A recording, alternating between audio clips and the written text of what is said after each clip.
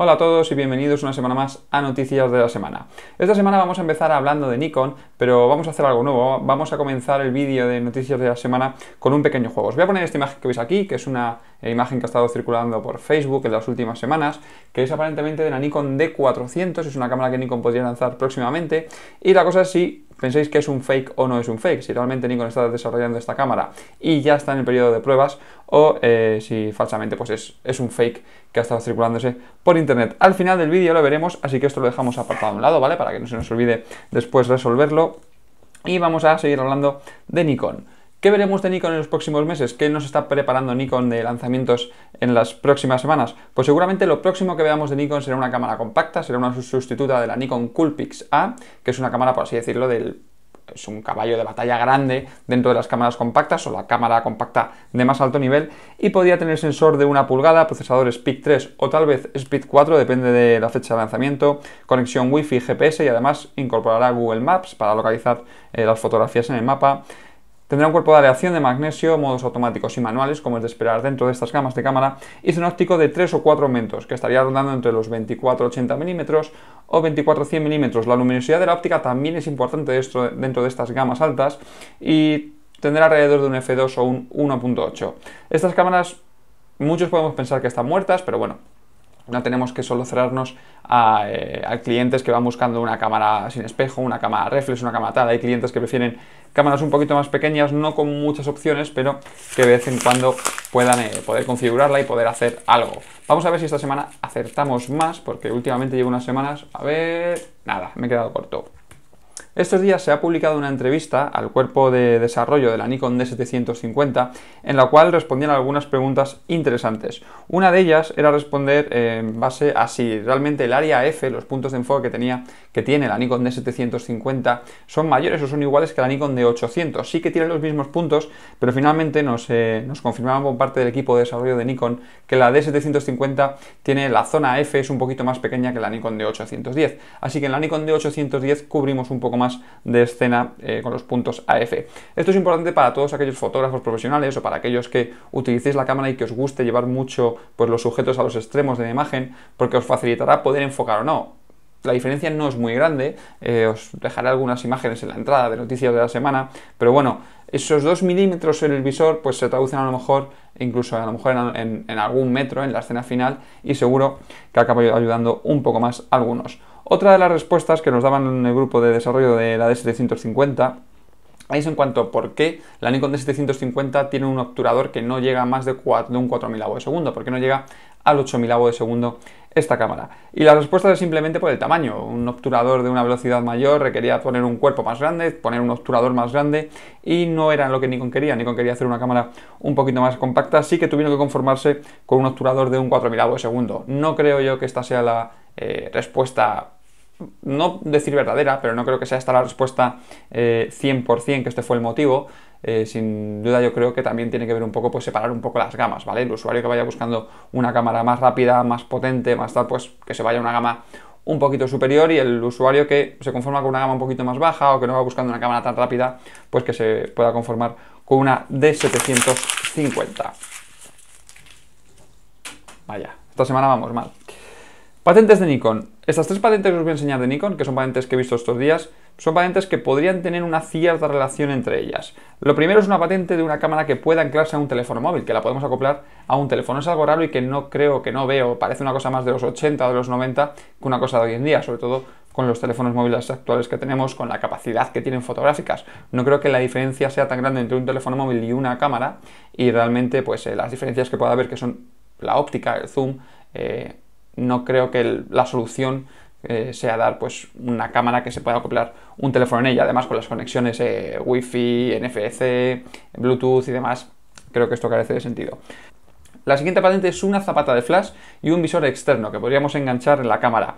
En la patente podemos ver cómo parece que se puede encajar uno en otro y otro en uno. Es una cosa un poco rara, y os decía al principio que puede estar relacionado porque esto puede ser parte también de una patente que aúne pues, una cámara donde podamos enchufar el móvil o conectar el móvil de alguna manera, o anclar el móvil y utilizar a lo mejor el móvil de pantalla.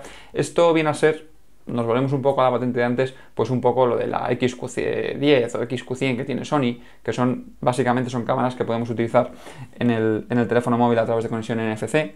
Y bueno, esto pues viene a completar un poco a lo mejor pues poder colocar un visor y demás a ese tipo de cámara. Y por último es una óptica de 28 mm y luminosidad 2.8, que no sabemos si será para una Nikon 1, si será destinada a la serie 1 o será para cámaras con sensor APS-C. Así que veremos con el tiempo si realmente estas tres patentes forman parte de una misma o si, por contra, pues son patentes diferentes que Nikon va aprovechando para diferentes cámaras o no, vaya. También se ha publicado una entrevista de DP Review a Steve Heiner, que es un directivo de Nikon USA. En ella dice Steve que no se han olvidado de los clientes de X, de los clientes APS-C, y que pronto esperan tener nuevas lentes para este segmento. Dice que serán lentes excitantes, que serán lentes muy interesantes, así que tendremos que esperar a verlo, porque hay muchos usuarios de Nikon que están un poco descontentos porque creen que Nikon se ha centrado tal vez mucho en sus gamas full frame y que ha dejado un poquito de lado las gamas APS-C. Así que bueno, según Steve, ya os digo que en los próximos meses, aparentemente, pues podremos tener nuevos anuncios de objetivos de Nikon.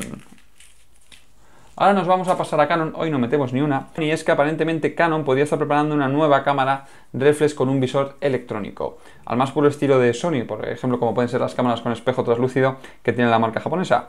Pues esta cámara podría tener un sensor de 20,2 megapíxeles, procesador Digic 6 y podría llegar en primavera. Estas cámaras ofrecen posibilidades que no tenemos en los visores tradicionales, como puede ser pues el tema de niveles en la imagen, tener más información dentro de la pantalla. Hace poquitos días estuve viendo la Fujifilm X-T1 y es una cosa que posiblemente hablaremos en uno de los podcasts, que próximamente volveremos con ellos, y es que los visores electrónicos ofrecen la posibilidad de tener muchísima información en la pantalla, poder pues separar diferentes pantallas y demás, que bueno, que la verdad es que es un abanico de posibilidades que a lo mejor están muy limitadas en las cámaras reflex tradicionales con un visor con pentaprisma. Así que veremos con el tiempo si realmente Canon se acaba atreviendo por lanzar una cámara con visor electrónico, cosa que a mí me extrañaría porque Canon, por así decirlo, es una empresa que viene un poco más de tradición, ¿no? Que tiene un poco más de miedo a hacer este tipo de cosas. A ver si metemos alguna hoy. Joder, no metemos ni una. En breve podríamos también ver un sensor multicapa de Canon. Ya sabéis que desde hace algunos meses, y se especuló mucho con la 7D Mark II, que podría tener este tipo de sensores parecidos o basados en una tecnología similar a la tecnología Foveon, y parece ser que durante el año 2015, durante el próximo año, podríamos ver dos cámaras por parte de Canon con esta nueva tecnología. Una podría ser anunciada en breve y llegaría en el primer trimestre de 2015, y lo que no sabemos si realmente esta será la cámara de gran resolución que Canon lleva mucho tiempo rumoreando en algunas entrevistas, y finalmente tendremos una cámara tope de gama o una cámara que estará cercana a un tope de gama con un cuerpo similar a una 5D Mark III o a una 1D, algo por ahí más o menos, con 30 y tantos megapíxeles o 40 y tantos megapíxeles, algo que hay muchos usuarios de Canon o muchos clientes de Canon que están esperando pues un poco para responder a la de 810 de Nikon. Hablamos ahora también de patentes.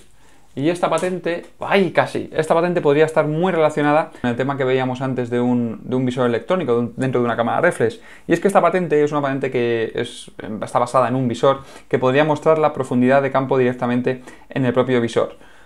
No sabemos si está más dirigida a un tipo de visor electrónico o a un tipo de visor óptico. Yo me decanto un poco más por el visor óptico, y es que todos sabemos que actualmente las cámaras reflex es muy difícil de hacer un enfoque manual, que por el visor de la cámara es muy difícil trabajar la profundidad de campo.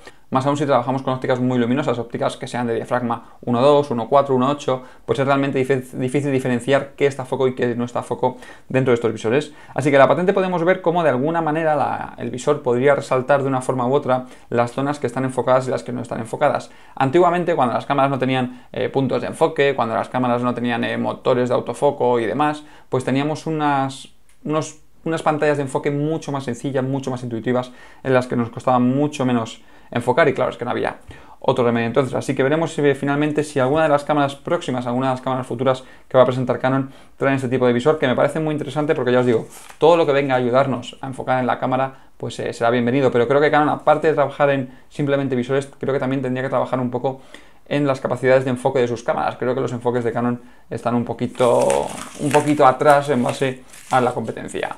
A ver si estaba dentro. Vaya, hoy no hemos metido ni una. Otras dos patentes por parte de Canon, una de ellas es de una óptica de 2 milímetros, una óptica como veis, muy pequeña y está destinada a cámaras de sensor pequeño, ¿vale? Por esto tiene un poco más de sentido que sea una óptica de tan pocos milímetros. Puede ser también que vaya dirigida a videocámaras y se ha rumoreado por ahí también que Canon podría estar preparando una cámara de acción, una cámara de estilo GoPro y demás. Entonces, este tipo de lentes sí que sería interesante para este tipo de cámaras porque es una óptica bastante angular y que se podría montar en camaritas muy pequeñas, como puede ser, por ejemplo, una GoPro o una Action Cam similar, pues de la marca japonesa de Canon.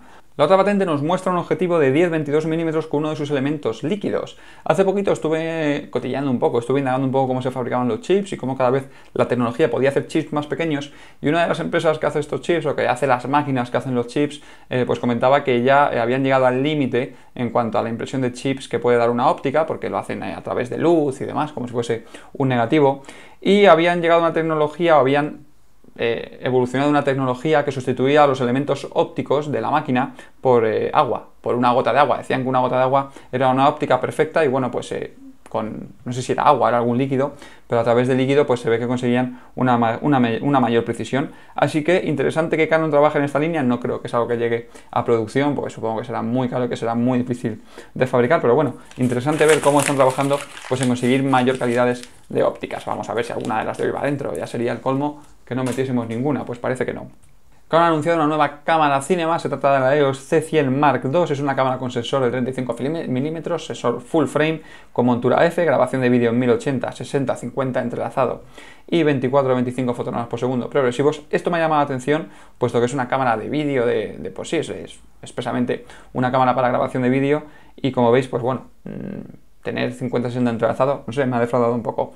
Tiene posibilidad de Dual Pixel, como Canon ya actualizó en los modelos anteriores, pues está ya incorporado el tema de Dual Pixel, grabación en AVC HD más MP4, lector de tarjetas doble SDHC y SDXC, salida HDMI con timecode y Canon Log, sensibilidad ISO que va de 320 a 80.000 ISO, dos conectores XLR y conexión Wi-Fi integrada. Aparentemente Canon también podría estar preparando una actualización de la Canon C500 con posibilidad 4K para 2015 y algún modelo de la gama Vixia, algún modelo más sencillito, más de andar por casa, más para aficionados al vídeo, pues también con incorporación de vídeo en 4K. Aunque creo que hoy en día muchos de los usuarios que van buscando una cámara de vídeo acaban decantándose por una cámara reflex, aunque no hay que olvidar que tiene muchísimas ventajas una cámara como el tema del enfoque, del tamaño y de la sencillez de manejo sobre todo. Ahora vamos a hablar de... no va ninguna Android. Ahora vamos a hablar de un objetivo, y es que Canon podría anunciar durante el próximo mes de noviembre, es decir, dentro de unos días solamente, un reemplazo del 100-400 que se esperaba hace unas semanas pero que finalmente se ha retrasado. Parece ser que finalmente el objetivo tendrá el anillo de enfoque más cerca del cuerpo de la cámara y el anillo del zoom lo tendrá pues más próximo a la lente frontal, es decir, que en la parte más alejada tendremos el zoom y en la parte más cercana tendremos el enfoque. También parece que tendrá un parasol retráctil, un parasol que directamente estará incorporado en el cuerpo de la cámara y así podremos intercambiar de forma más sencilla los filtros. Pensad que estos objetivos, que hay veces que van dirigidos pues para fotografía de acción, fotografía muy rápida, fotografía que requiere a lo mejor poner o quitar un filtro en muy poco tiempo, pues estar desmontando un parasol, quitar el filtro, poner otro filtro o dejarlo sin filtro y volver a poner el parasol es muy lento, así que lo que hacen es pues directamente que un anillo entero sea un parasol que se retrae, podemos cambiar el filtro y podemos volver a extender el parasol. Vamos a cerrar Canon ya esta semana, vamos a ver, quiero meter alguna esta semana, no voy a irme de aquí, madre mía. Cerramos Canon ya esta semana, como os decía, con algo un poquito desconcertante, y es que Canon podría anunciar una nueva cámara reflex modular. Es una cámara que podríamos construir por segmentos y es algo que me ha llamado especialmente la atención. Hace muchos años, cuando las cámaras eran de película, sí que había algunas cámaras que pues podíamos elegir entre diferentes empuñaduras, podíamos cambiar una empuñadura por otra, pero tanto como para que tengan varios visores modulares, empuñaduras y otras partes de la cámara, no sé, es algo raro, pero sí que puede tener un gran negocio, ¿no? Porque pueden vender una cámara muy sencilla y a lo mejor pues dar una empuñadura que ya no solo sea más ergonómica, sino que permita a lo mejor pues algunas capacidades por el tema de software. O sea, Canon podría incluso limitar la cámara pues a que con un tipo de accesorio haga 5 fotogramas por segundo y que con otro tipo de accesorio pues llega a 10-15 fotogramas por segundo. Me parecería un poco vil por su parte, un poco cruel, pero bueno, veremos si realmente el negocio es el negocio y si finalmente Canon desemboca en estas cosas. Vamos a ver. Hay que concentrarse. Madre de Dios. Vamos a hablar de Ricoh, una empresa de la que nunca hablamos en noticias de la semana, pero bueno, es Ricoh Pentax, son dos empresas que son la misma, por así decirlo, y además vamos a hablar de una cámara que es más de Pentax que de Ricoh desde mi punto de vista, y es que Ricoh ha anunciado una nueva cámara de aventura, es una cámara de estas que aguantan polvo, golpes, de todo. Se trata de la Ricoh WG30 y es del mismo aspecto, como podéis ver, de las Pentax WG. La cámara tiene un sensor de 16 megapíxeles, zoom óptico de 5 aumentos equivalente a un 24-140 milímetros, resistente al agua, al polvo, a golpes y al frío, grabación de vídeo en 1080 a 30 fotogramas por segundo progresivos, conexión Wi-Fi, iluminación LED y 10 fotogramas por segundo. Lo que más me ha llamado la atención de la cámara, bueno, pues que alrededor de la óptica tiene como un pequeño anillo con unos cuantos LED que para grabación de vídeo pues no vendrá mal. Además, como son cámaras que se pueden meter debajo del agua, pues para gente que haga submarinismo y demás, pues le ayudará a poder tener un poquito más de luz para iluminar algunas escenas debajo del agua.